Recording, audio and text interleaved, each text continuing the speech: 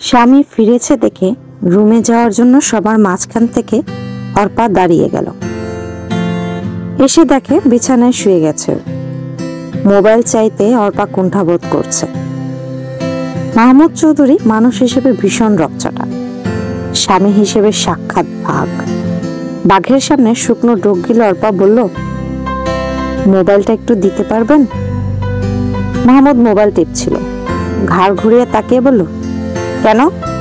Mobile দিয়ে কি করবি? বাড়িতে একটা কল দিব। তোর কেউ কল দেয়? কোনোদিন তোর খোঁজ খবর নেয়? অর্পা অকারণ আঙ্গুল চুলকাতে চুলকাতে মিহি গলায় বলল, আমার ফোন থাকলে ঠিকই দিত, আপনি তো বাইরে থাকেন তাই আর দেয় না, ভাবে বিরক্ত হবেন। ফোনে টাকা থাকলে তো কল দিবে, দিলে তো মিসড কল দেয়।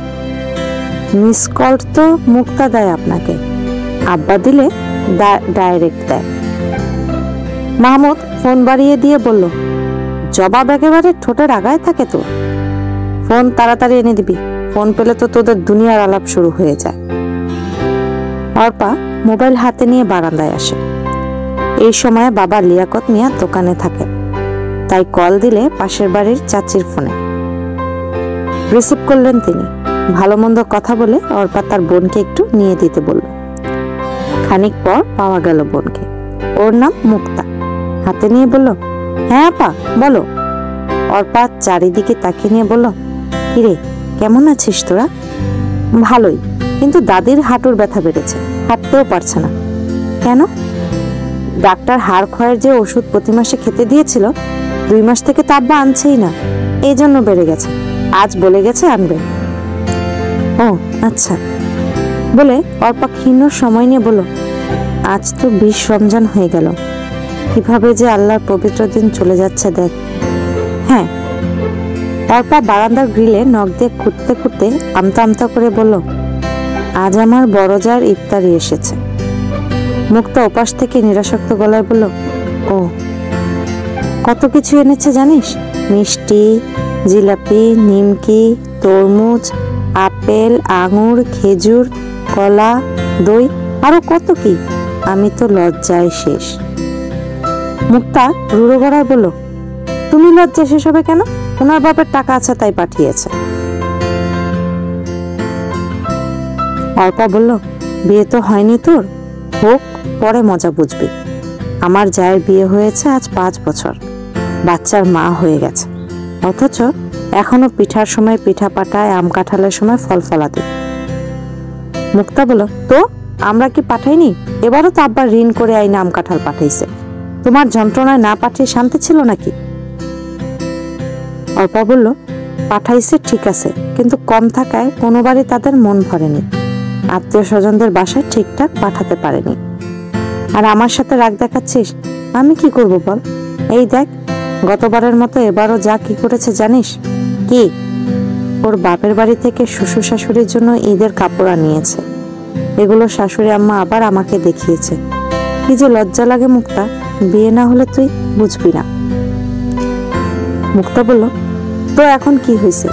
এগুলো আব্বারে বলবে না একদম, আমরা নিজেরাই না খেয়ে রোজা রাখছি। সবকিছুর যা দাম, একজন মানুষ আর কয় টাকা ইনকাম করে? ছোট একটা দোকান, মালই আনতে পারে না। অর্পা দীর্ঘশ্বাস ছেড়ে বলল, সবই তো বুঝি, তাই বলে মাত্র বিয়ের 1.5 বছর হয়েছে, এখন ইফতারি পাঠানো বন্ধ করে দিবে? জানিস, তোর দুলাভাইকে নাকি রাস্তাঘাটে লোকে জিজ্ঞেস করে ইফতারির দাওয়াত কবে পাচ্ছে, সেও লজ্জায় পড়ে যায়। মুক্তা বলল, তুমি প্রত্যেকবার এসব নাটক করো আপা, এগুলো শুনলে আব্বা আম্মার জানে আর পানি থাকে না। এদিকে আমার এসএসসির কোচিং এর টাকা দিতে পারছে না, দাদির ওষুধ নেই, ঈদও চলে আসছে, মাহিনকে তো অন্তত কাপড় দিতে হবে। গতবার আমরা কেউই কাপড় কিনিনি, নতুন জামাই বাড়ি, কাপড় তো দিতে হবে, ইফতারি তো পাঠিয়েছি, ঈদে আবার তোমাদের সবাইকে কাপড় পাঠিয়েছে, তবুও বলে কাপড় তাদের পছন্দ হয়নি, এসব সস্তা কাপড় তারা পরে না। এবার কি করবে আব্বা কিছু বুঝে উঠতে পারতেছে না, আধা পাগল হয়ে গেছে, এমনিতেই প্রেশার সমস্যা, এখন আবার তুমি নাটক শুরু করলে তো টেনশনেই মরে যাবে। আসসালামু আলাইকুম, welcome to our Bangla podcast অল্প স্বল্প গল্প, অবসরে একটু বিনোদন। এখন আপনারা শুনছেন হরেক রকম গল্প সিরিজের 11 পর্বে জবরুল আহমেদের লেখা অর্পার ইফতারি। কণ্ঠ দিয়েছেন আয়েশা সিদ্দিকা আশা। আমি নাটক করি না, তোর বিয়ে হলে বুঝবি। আমার শাশুড়ি 10 রমজান থেকে কার বাসায় ইফতারি এলো, কি কি আনলো, এসব আমাকে রোজ রোজ শোনাচ্ছে। একটু আগে ইফতার ভাগ করার সময় সবার সামনে শাশুড়ি আমাকে খোঁচা দিয়ে বলেছে, নাইমের মার ইফতার চলে এলো। রাধাপুরের দিকে এবার নড়াচড়া নাই। রাধাপুরের মানুষ আসলে চলাফেরাই চেনে না, অসামাজিক। মুক্তা রুড়ো গলায় বলল, আর তুমি মুখে কুলুপেটে বসে থাকো, বলতে পারলে না? হ্যাঁ, আমরা এরকমই, ছেলেকে দেখে শুনেই তো বিয়ে করিয়েছ। অর্পা চুপ করে রইল। মুক্তা ক্ষীণ সময় পর পুনরায় বলল, আব্বা একটা ব্যবস্থা করার চেষ্টায় আছে, তার আগেই তোমাদের যান বাহির না হলেই হলো। বলে মুক্তা কল কেটে দিল। অর্পা আরো ক্ষীণ সময় বারান্দায় দাঁড়িয়ে রইল। আগে মাকে কল দিলে সে রাগ করত, আজকাল মুক্তাও কথা কথায় রেগে যাচ্ছে। অর্পা কই চইলা গেল? শাশুড়ির গলা শুনে মোবাইল নিয়ে রুমে পা বাড়িয়ে অর্পা বলল, আসছি আম্মা। সে ভেতরে যেতেই তিনি দরজার কাছ থেকে তাকিয়ে পারভিন বেগম বললেন, এত কাজ ফেলে বারান্দায় কি? অর্পা স্বামীকে মোবাইল ফেরত দিয়ে বলল, বাড়িতে একটু কথা বলছিলাম আম্মা। আহারে, আমার বাড়ির ঘরের বাড়ি, সেখানে আবার কথা কইতে হয়। বিদ্রুপের গলায় কথাটি বলে পারভিন বেগম রুম ত্যাগ করলেন। অর্পা ধীরে ধীরে আবার কিচেনের দিকে গেল। এ বাড়িতে যখন বিয়ে হয় তখন আত্মীয়স্বজন সকলেই ভীষণ প্রশংসা করেছিলেন। বিশেষ করে বাবা লিয়াকত মিয়া আর সুন্না বেগম খুব খুশি হয়েছিলেন।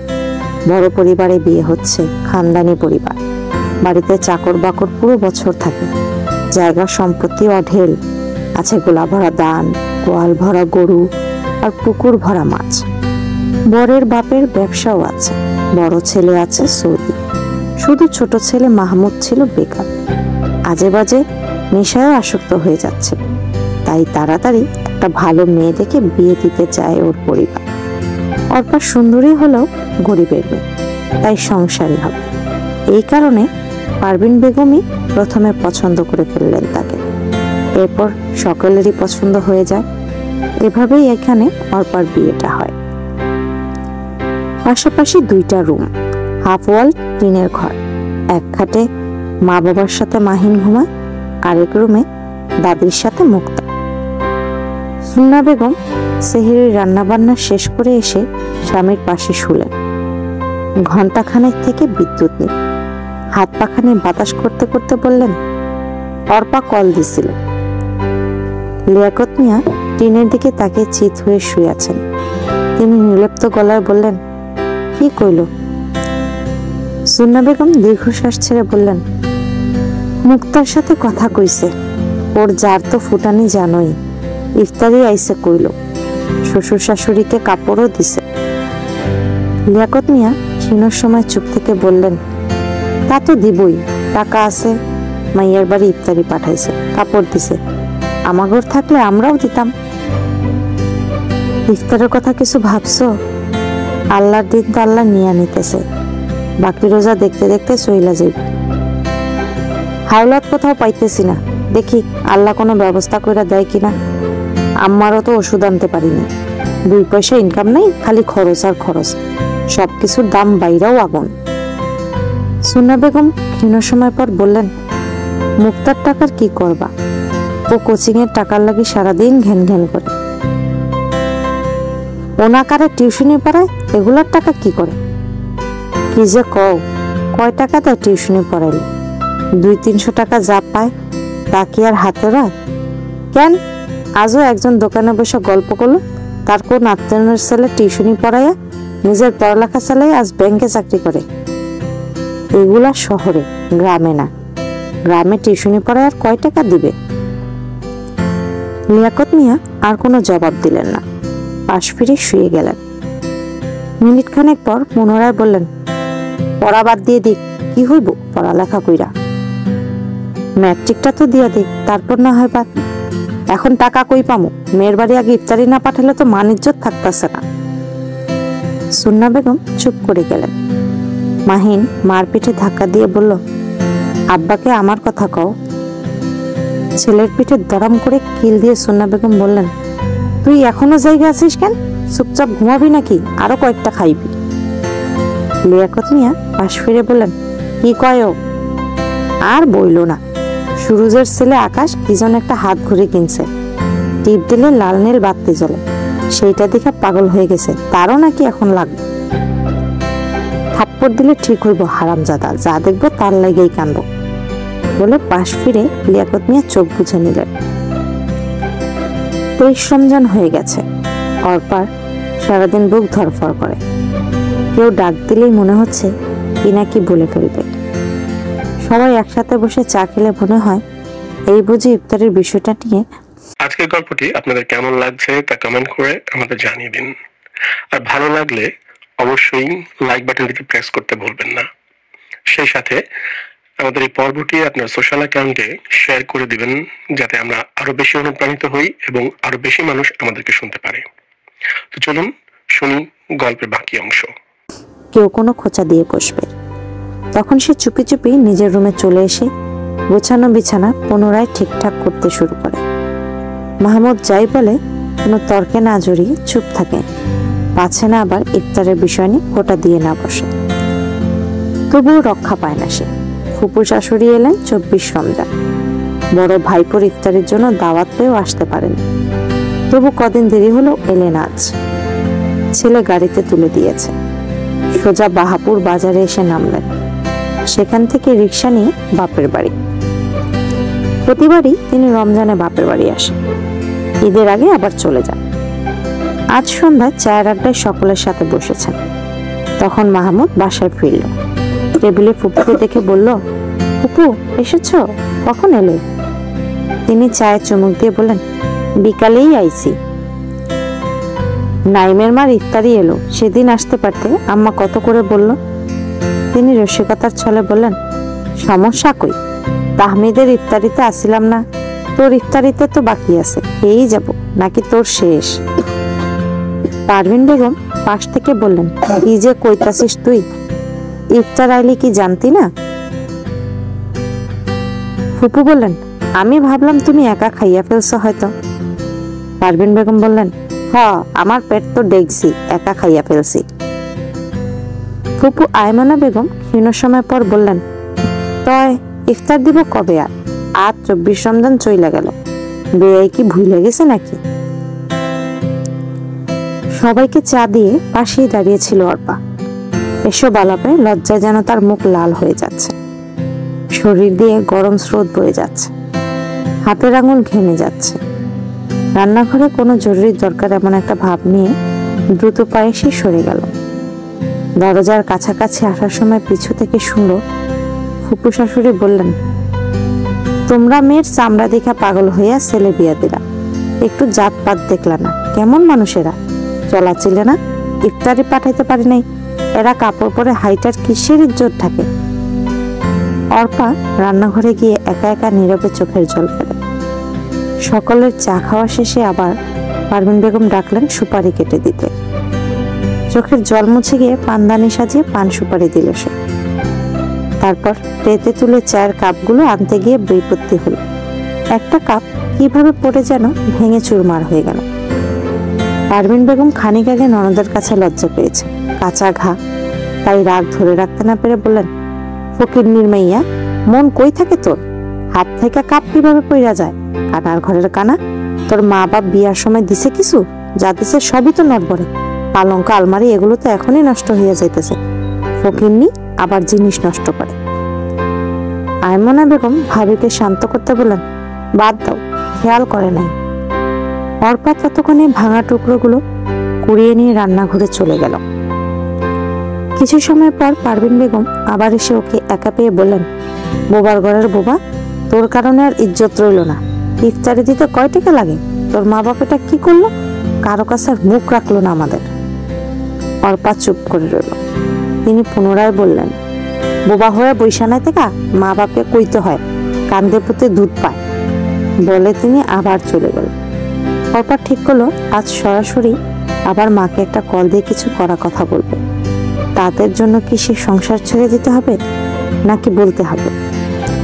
রাতে লিয়াকত মিয়া ফিরেই স্ত্রীকে চিনি চা পাতার ব্যাগ বাড়ি দিয়ে বললেন, চা বসা শোন না, গোসল কইরা আজ চা খাইব। চা বসাইতেছি পরে, আগে শোনো আমার কথা, ইজ্জত আর থাকতেছে না। লিয়াকত মিয়ার আজ মন অত্যন্ত ভালো। তিনি রসিকতার ছলে বললেন, গোসল করে আইসা শুনুন, ততক্ষণ ইজ্জত ধৈর্য রাখ সুন্না। সুন্না বলল, ঢং করবা না, তোমার ঢঙে আমি নেই। পাশের রুম থেকে মুক্তার দাদি রূপজান বেগম বললেন, তারে আগে গোসল করতে দেওয়ার পারমা, এত পাগল হইছস কেন? লিয়াকত, যা আগে গোসল কইরা আয়। লিয়াকত মিয়া গোসলে চলে গেলেন। এসে ভালো করে গায়ে সরিষার তেল মেখে আরাম করে খাটে আসন পেতে বসলেন। মুক্তা দাদিকেও ধরে এই খাটে নিয়ে আসলো। সুন্না বেগম চা আর মুড়ির দিকে গেলেন তাদের। আরাম করে চায়ে চুমুক দিয়ে লিয়াকত মিয়া মাকে বললেন, কাম তো হইয়া গেছে, কাইলে তোমার নাতনির বাড়ি ইফতারি নিয়ে যাম। সবার মুখ ছলমল করে উঠল। রূপজান বেগম বললেন, সবই আল্লাহর দয়া, তার দয়ায় কোনো কিছু আটকন থাকে না। সুন্না বেগম মুখে মুড়ি নিয়ে বললেন, তাই তো কই, আজ অর্পার বাপরা তো খুশি খুশি লাগতেছে কেন? তাই কিভাবে ব্যবস্থা হইল? লিয়াকত মিয়া বললেন, হাওলাত পাইলাম। কত? লিয়াকত মিয়া রহস্য করে 4টা আঙ্গুল দেখালেন। সুন্না বেগম বললেন, এত টাকা কি হাওলাত দিয়ে দিল? লিয়াকত মিয়া চায়ে চুমুক দিলেন। তারপর কতজনের কাছে খুঁজতে খুঁজতে ঋণ না পাওয়া মানুষটাও স্ত্রীকে বুক ফুলিয়ে বললেন, গরিব হইতে পারি, কিন্তু এই লিয়াকতকে কে হাওলাত দেব না তুই ক? আমারে হাওলাত ধনের মানুষের অভাব নাকি? রূপজান বেগম বললেন, তাইলে কালই ইফতার নিয়ে যা, 24 রমজান হইয়া গেল, আর দেরি করণ ঠিক হইব না। সহমতের মাথা নাড়লেন লিয়াকত মিয়া। তারপর বললেন, মুক্তা, কল লাগা তোর বইনেরে, দিয়া বল ওর শ্বশুরের কাছে নিয়ে দিতে, কথা কই, কাল যাব জানাই। কি কও আম্মা? হ, আগে তো কোয়া উচিত। মুক্তা কল দিল বোনকে, খুশির সংবাদটা দিল সে। সাথে সাথেই অর্পার শ্বশুরের কাছে মোবাইল নিয়ে গেল। কথা হলো তাদের। অর্পার শ্বশুর জানালেন আগামীকাল তিনি বাড়িতে থাকবেন না। সাথে সাথে লিয়াকত মিয়া বললেন, তাইলে পরশুদিন আসি, একদিনে আর কি হইব? দুজনের ফোন আলাপে তাই সিদ্ধান্ত হলো। সকলের জরুরি কথা শেষ হতেই মুক্তা আর অর্পা দীর্ঘ সময় কথা বলল। বাবার সাথে মুক্তাকেও যেতে বলল অর্পা, না গেলে সে খুব রাগ করবে। মিথ্যে মিথ্যে বলল, তোর দুলাভাইও বলেছে আসতে। মুক্তা রাজিও হয়ে গেল। এরপর অর্পা বোনকে ভালোভাবে বলতে লাগলো কি কি নিতে হবে, কিভাবে নিতে হবে ইত্যাদি। এই ছিল হরেক রকম গপ্প সিরিজের 11 পর্বে জবিউল আহমেদের লেখা অর্পার ইফতারি। আজকের পর্বটি এখানেই শেষ হচ্ছে, যদিও গল্পটি আজকে এখানে শেষ হচ্ছে না। আগামী পর্বে এই গল্পটি নিয়ে আমরা আবার নতুন পর্ব শুরু করব। ততদিন পর্যন্ত আপনারা সকলেই ভালো থাকুন, সুস্থ থাকুন, নিরাপদে থাকুন, আর শুনতে থাকুন অল্প স্বল্প গল্প, অবসরে একটু বিনোদন।